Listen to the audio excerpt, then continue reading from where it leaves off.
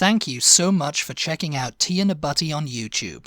For exclusive content, please consider becoming a patron. Details are in the link of this video's description, and please don't forget to like, share, and subscribe.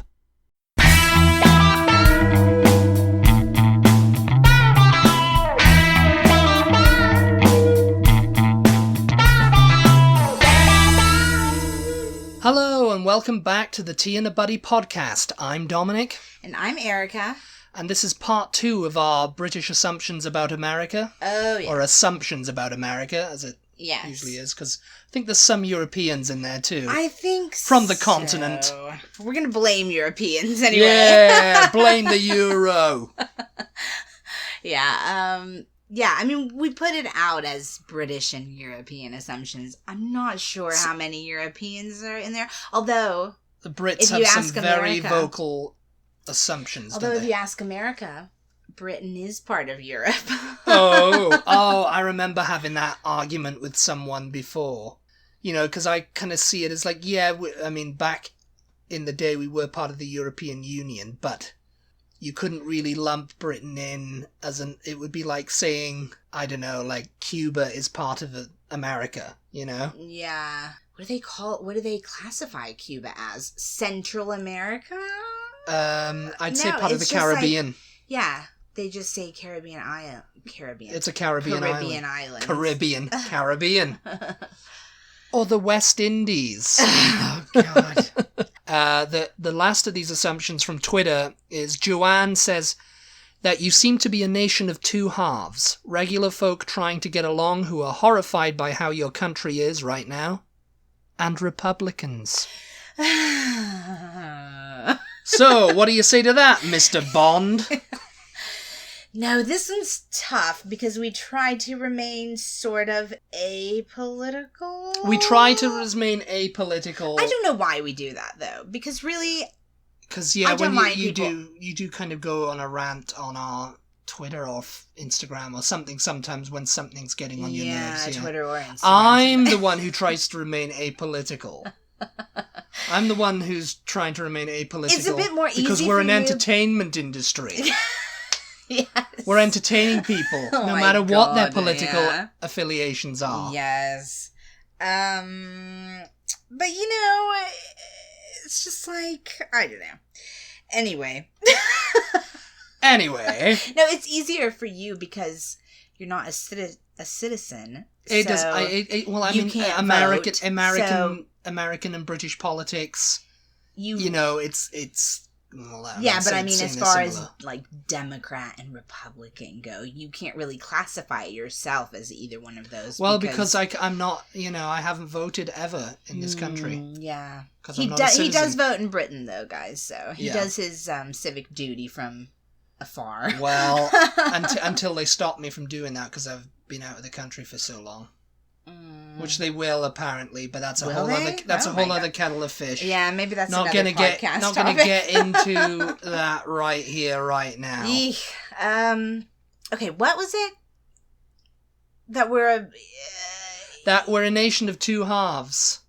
People who are horrified by how the country is going, and Republicans, which is kind of unfair. I mean. Me coming down, weighing in on the topic, just my 2 cents. Okay. There's a lot of Republicans who don't like the current president. Oh, yes. Yeah. And they're like, I had to vote for him, but, Yeah. I mean, basically, yes, that is the truth.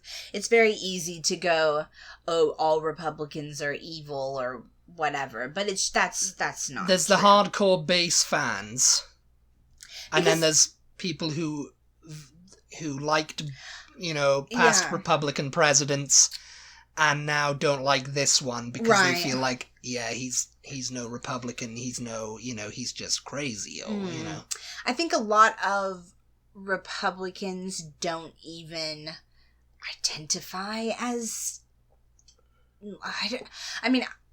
I've got that wrong. I think a lot of Trump supporters don't necessarily identify as Republicans, or they don't recognize each other yeah. as being the same thing, even within that. They just say party. Trump 2020. It's sort of like the Tea Party, when the Tea Party was big, Yeah. you know, they were technically Republicans, I think, but they were like Republican extremists, which is sort of, I guess, what these... I want to use the term that Dominic and I refer to them as when we're not talking in the podcast. I don't refer to that. I don't know what you're talking about. I'll just say Trump supporters. Yes. Yes. I don't know that they're the same people. I don't think that they are. I think that he got a lot of people to vote that don't normally vote, actually. I think he brought out people who don't normally vote.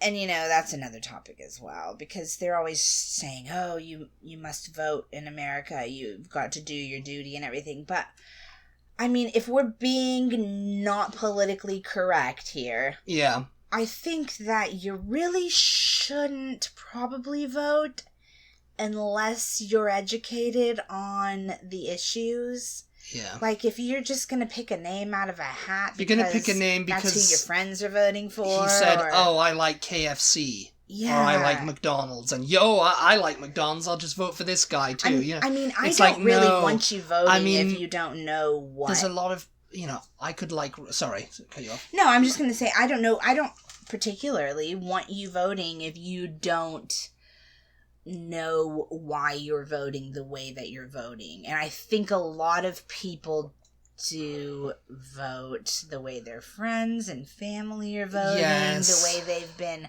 raised to vote.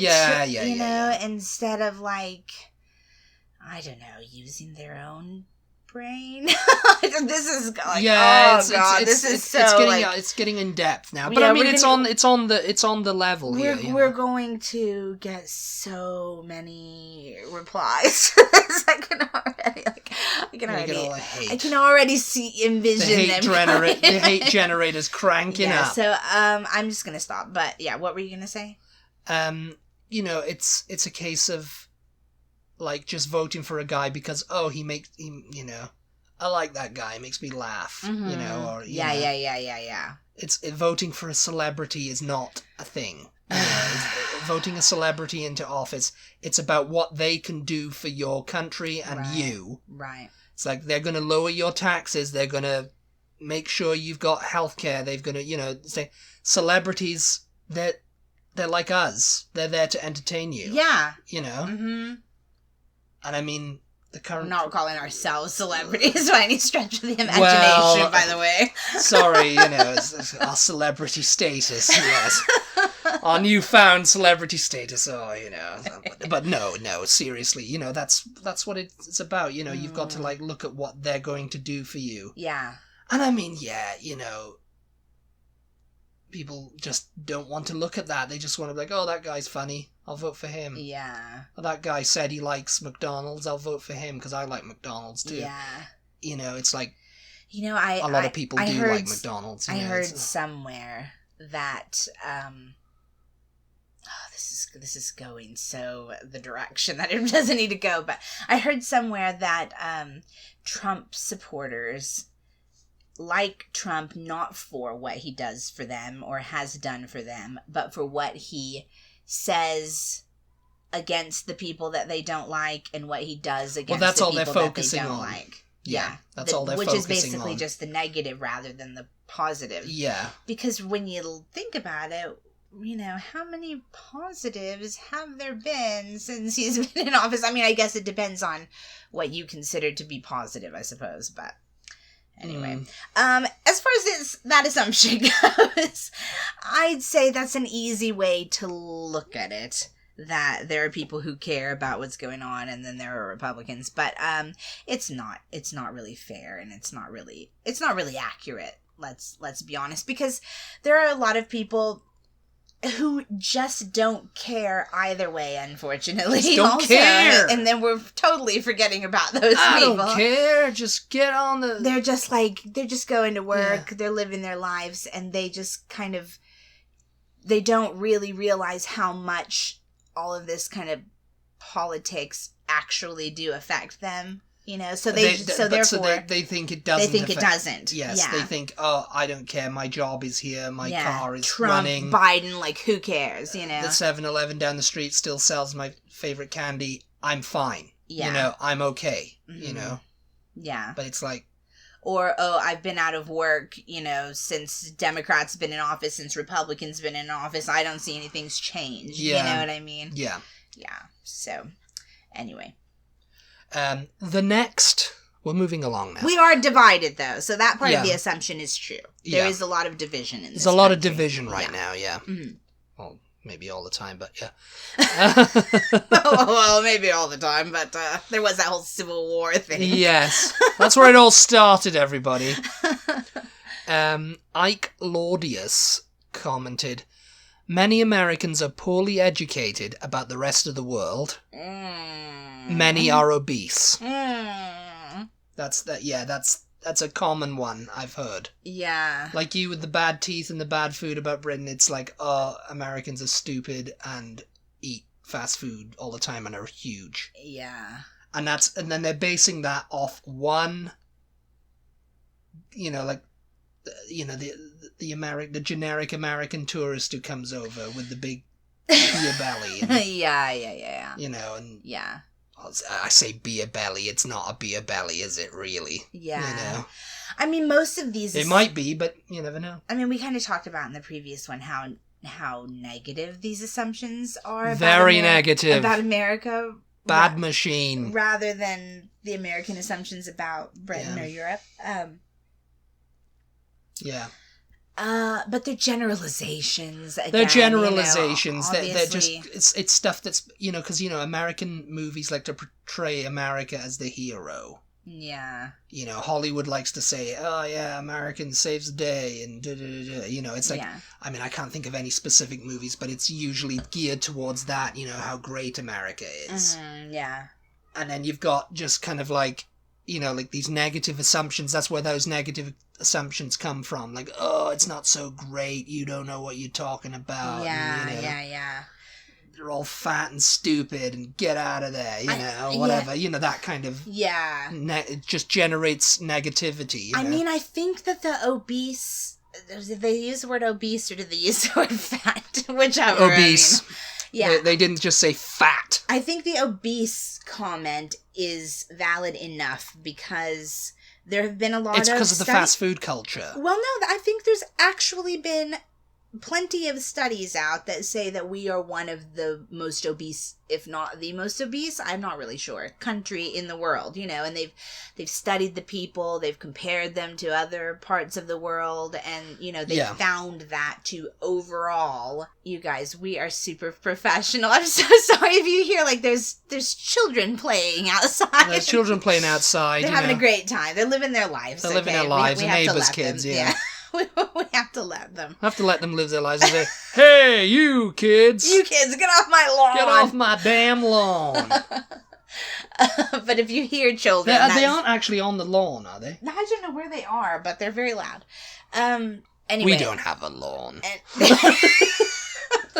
Can you imagine if we were just, like, in a high-rise apartment, there's, like, random children screaming Get somewhere. off my lawn!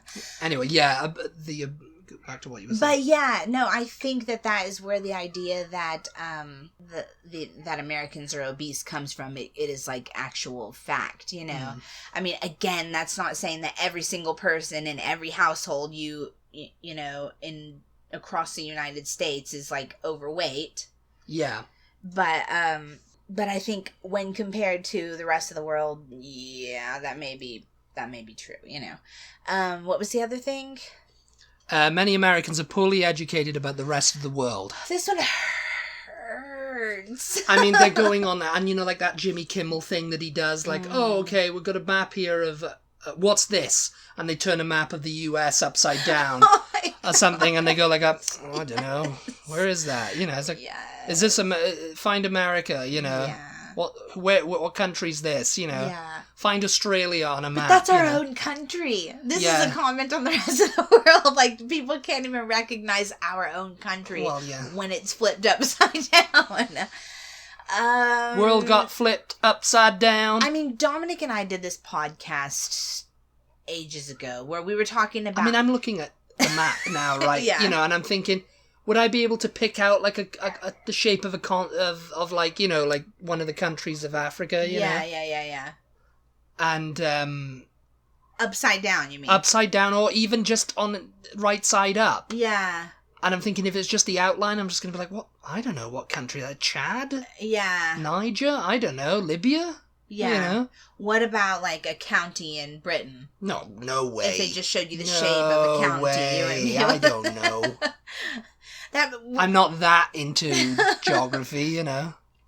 But no, Dominic and I did this podcast quite a while ago when we did this culture series that we did, where we were talking about the travel culture in both Britain and America and how much it differs.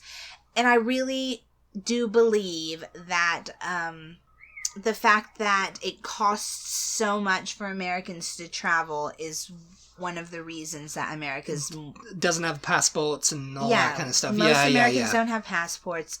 And I think that has something to do with how much we know about the rest of the world. Just the fact that I would say a majority of Americans cannot afford to travel around the rest of the world. So therefore, you know, they're a bit ignorant about it. Now, that doesn't have anything to do with, you know, the fact that they could pick up a book and read about the rest of the world, or like research parts of the world on the internet, or learn about it, God forbid, in school.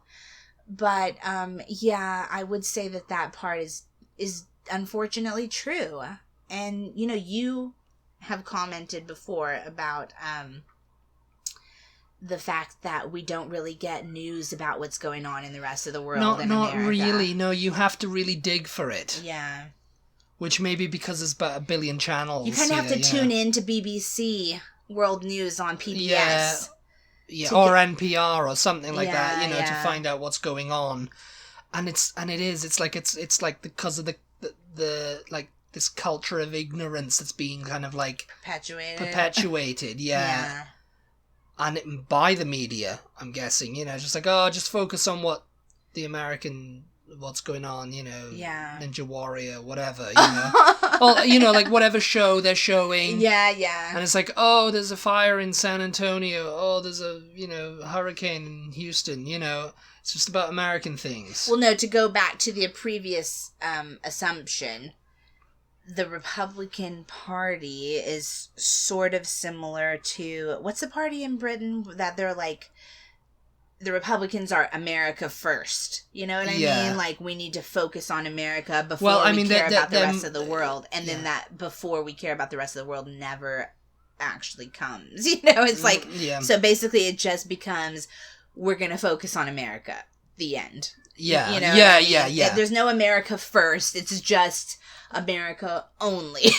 All America, all the time. You know, what's the party? It's like Britain first, too, isn't it? Something like that. England first or something it is. Yeah, mainly England first. Yeah.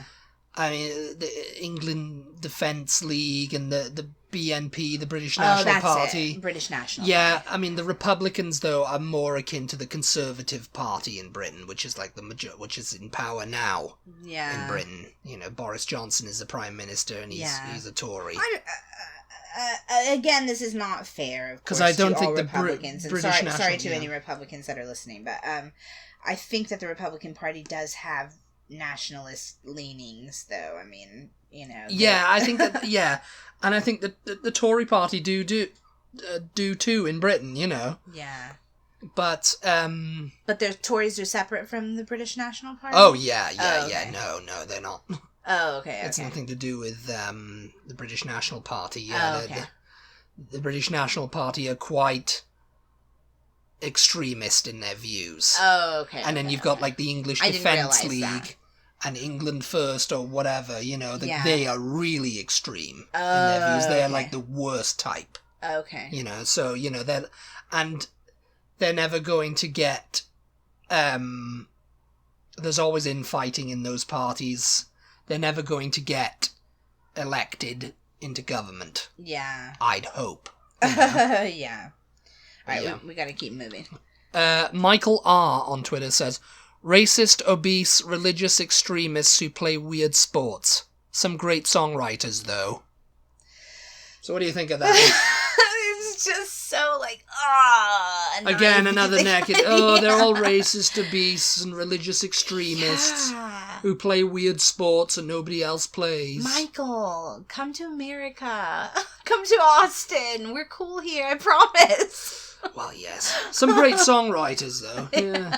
Yeah, I don't think you didn't put the... Oh, yeah, you said something about... I'm just kidding. I'm just generalizing. Some American songwriters are downright awful. Crap, yeah. Oh, my gosh. Yeah, obviously, these are just stereotypes and generalizing. Yes. Yeah, so... I think that's really all that we need to say about that. I mean, that's just a generalization, really, yeah. I mean... Yeah. Not everyone's like there's that. There's going to be some Obviously. people that fit into each of those and categories, there's going to be plenty of people who don't, so. Oh, all of them. There's going to be one guy who fits into all of them, you know. Yeah. Yes. And he turns out to be a great songwriter, too, you know. Oh, my God. Okay. But yeah, the next portion of this, you know, because that was the end of the... the next portion of the program. Next portion of the program for you all. Yeah. This ties into the assumptions. This ties into assumptions, yeah. It's from Rick Steves' blog. You know, everybody know who Rick Steves is? Yeah. He's a travel writer. Mm-hmm. He was popular on PBS. Oh, yeah. Kind of like, you know, he got popular in that time before the internet. Yeah, I was going to say, if you used to travel... In, like, the 90s. If you started traveling before the internet, before TripAdvisor... You became, like, the big guy, or the big... Well, no, he had these guides. Like, you would go to the bookstore, and that's the guide you would get if you were going to Paris, or if you were going to London, or whatever. Rick Steves' Guide to... wherever, Rome, Italy, you know, and he would have in there everything there is to see and a little bit about it, and maybe even like how to get some places or tips on what to pack. Tips on what to pack and what to do and customs and all that. And on his blog, he put up the ugly American sentiment that pervades through the world. Okay, so are you going to read part of this and then we'll just react to it? Or I mean, how do you in Europe, this? Anyway. I'm just going to read a little bit of it here. Okay. And he said, Europe sees two kinds of travellers. Those who view Europe through air-conditioned bus windows, socialising with their noisy American friends, and those who are taking a vacation from America, immersing themselves in different cultures, experiencing different people and lifestyles, and broadening their perspectives. Europeans judge you as an individual, not by your government. A Greek fisherman once told me, "For me, Bush is big problem, but I like you." I've never been treated like the ugly American. My Americanness in Europe, if anything, has been an asset. And, you know, yeah. Yeah. That's funny. The point that you end on there, because we just had a message from one of our followers on Instagram saying something similar, right? Like, something similar, yeah. People hear her American accent when she's been traveling around, and they're nothing but like nice to her, yeah. Yeah, and I think you've had that too. I think that's pretty much what I've experienced too. Yeah. I can't really think. I mean, I think we mentioned again in one of the other podcasts, there was only one person that I can even think of that was like rude to me, and that was in France, and that was a woman working at the Eiffel Tower. As usual. That was a woman working at the Eiffel Tower because I handed her pound notes, and that's why she handed her British money instead of euros, but I had them all in the wallet no! together, and I just kind of screamed at she said however much, and so I 20 I just you know, I wasn't even like. You didn't know. I didn't know, first of all, but also I wasn't, like, really thinking about it either. I just saw the 20 and I was like, oh, you know, hand it. Yeah, and she got pretty hateful, but did that have anything to do with the fact that I was a tourist? Maybe. Or it could have just been she was having a bad day. It could have just been she was having a bad day. Yeah, I remember that because I was with you there. And she goes,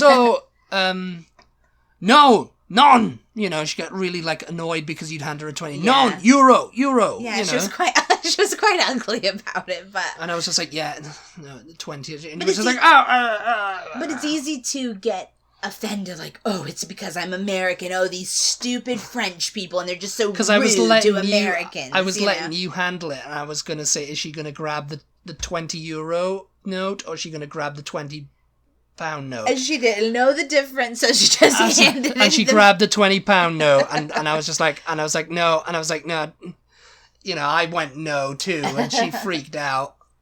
Yeah, it was just like, okay, calm down, you know. Yeah.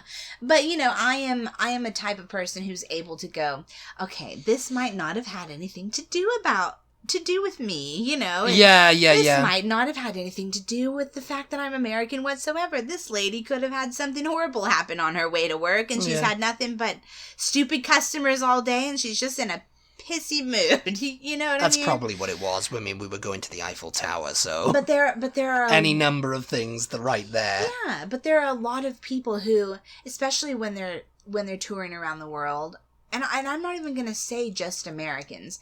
I think there are a lot of people who think, oh, because I'm a foreigner, I'm going to be treated different. I'm going to be like, you know, maybe people are going to not like me or whatever. You know, they're on the defense. And, yeah. And they're just like, yeah, so anything like that, I could have gotten really ugly with her. I was just like, oh, sorry, you know. Yeah. I mean, another thing Rick Steve says, is that you'll see plenty of ugly Americans slogging through a sour Europe, mired in a swamp of complaints. Yeah. Ugly Americanism is a disease, but fortunately there is a cure, and that's a change in attitude. Yeah. The best over-the-counter medicine is a mirror. Here are the symptoms.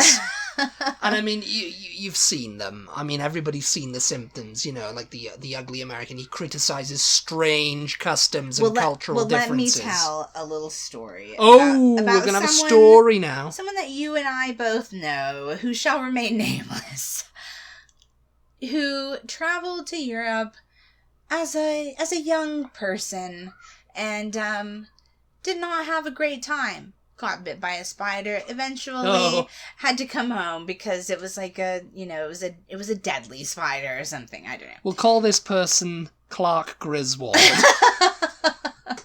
And they told me that it's all old and dirty over there. I don't know if you're gonna like it. Everything's pretty old and dirty, you know. And I don't know if you're gonna like it. Old, dirty, and spiders. And I can't. Spiders that bite me. I can't speak for the dirty because I imagine that depends on wherever you're staying or wherever you're going. But the old, yeah. It's like, yeah. It's very old over there. I know the idea that it is old over there. Yeah. It's quite old. It's very aged. You know what? That does not deter me. It's getting up there in age. In fact, that's something I'm quite looking forward to, is the oldness of it all, you know.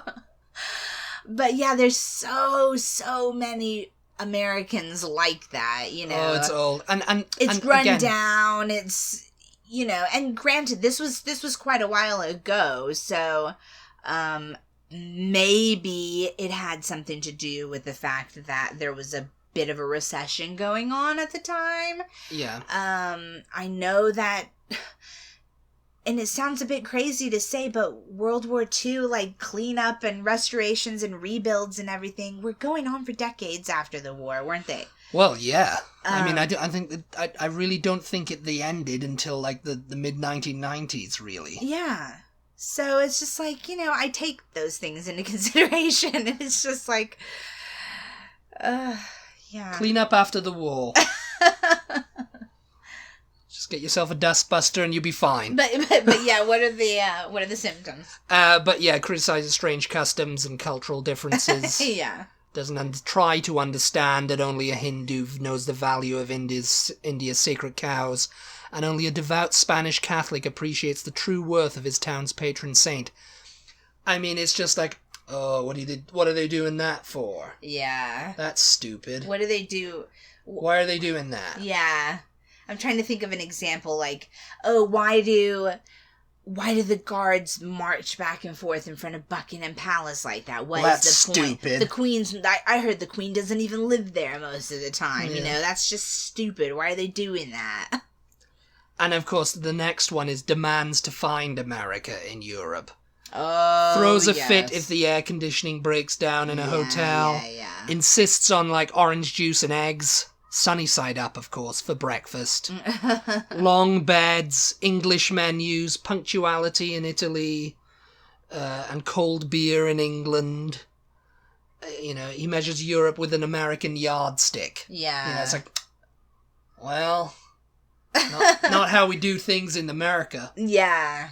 It's I've definitely seen that in Americans, Yeah. It's like, oh yeah. I mean, all you have to do is like do a quick search on the internet to find those kind of people. Like why do they do this in Britain or in Europe? Why don't they have this or why don't they have that? Let's say the cold and hot taps, for instance. Oh yeah. That's a very common thing for Americans to complain about. That's not how we do things in America. And it's just like because the buildings are old in Britain and it costs a lot to like redo plumbing and people go to Britain in particular expecting to find America because we speak English. It's going to be similar. It's going to be very similar. It's going to be exactly the same. Mm-hmm. We're going to be able to find things, and there are similar. But someone says, oh yeah, it was similar when I got here, but then I start to notice the buildings look a bit different, and the roads are a little bit, people are driving on the other side of the road, and people talk differently, and do things differently, and food is a little bit different here. That's the long beds. Where does that come from? I haven't never noticed any short beds. I don't know. Maybe it's like, long, huge beds, like my American California king-size bed. Yeah, it's I guess so. And I've got and these mattresses are so hard, and I don't know. I can't do this. I can't do this, Jan. Oh, they have different wattage, you have different wattage, and everything's so old. I'm gonna kill myself over here. I'm gonna starve because I can't eat the food. Oh my the food is inedible. The food is inedible. Oh my god. What do you guys think of his American accent, by the way? That's my ugly American accent, the food's damn inedible. It's like that episode of Faulty Towers where, the American comes into... with his Mickey Mouse money. It's like, how much do you want? It's Mickey Mouse money. So come on. He wants a Waldorf salad. He's like, Yeah, you got to watch that episode. Yeah, it's pretty good. Oh my god. But there's like invades, another symptom is invades a country while making no effort to communicate with the natives. Traveling in packs, he talks at and about Europeans in a condescending manner. He sees the world as a pyramid, with the United States on top and the less developed world trying to get there. Oh god, yeah. And it's like, unfortunately, that's just a myth that the media has sold him. Shall we say? What's that? That America is this most developed country in the world, and that's just a myth that's been sold by the, because there's more, like China. Yeah. Years this ahead. Conversation is so difficult for me because I don't ever like it, or it feels to me when I watch vloggers or read articles or something of Americans who have spent a lot of time in Europe or in Britain or just abroad in general, and they're sort of bad-mouthing America because they have learned all the kind of negative stuff about America that you don't really think about a lot when you're just living your everyday life in America. Yeah. And they've learned all those things, and they're looking at it from an outside point of view, and I get that, but I also feel at the same time like they're pandering a little bit to their non-American audience that's listening. A little bit, yeah. And I don't want to come across like that because I love this country. I'm here waving my flag. I'm proud. If this was a YouTube video now, I'd insert her with her little face going dur, dur, dur, dur, dur, dur, dur. Proud to be an American, but at the same time, if anybody's seen our Instagram thing, they've seen Erica as Yosemite Sam. She's in her little chaps now, bless her. Dominic creates those little images for your little moustache and a little hat. Yes. Hate the rest of the world. Oh my god. But anyway, I think that you can be someone who has your eyes open to the negative aspects of America, but who also, at the same time, loves this place because this is where you were born and raised, and you want it, and you hope that it can be better at some point. You know what I mean? I think you can be both. I don't think you, just because you're woke to the...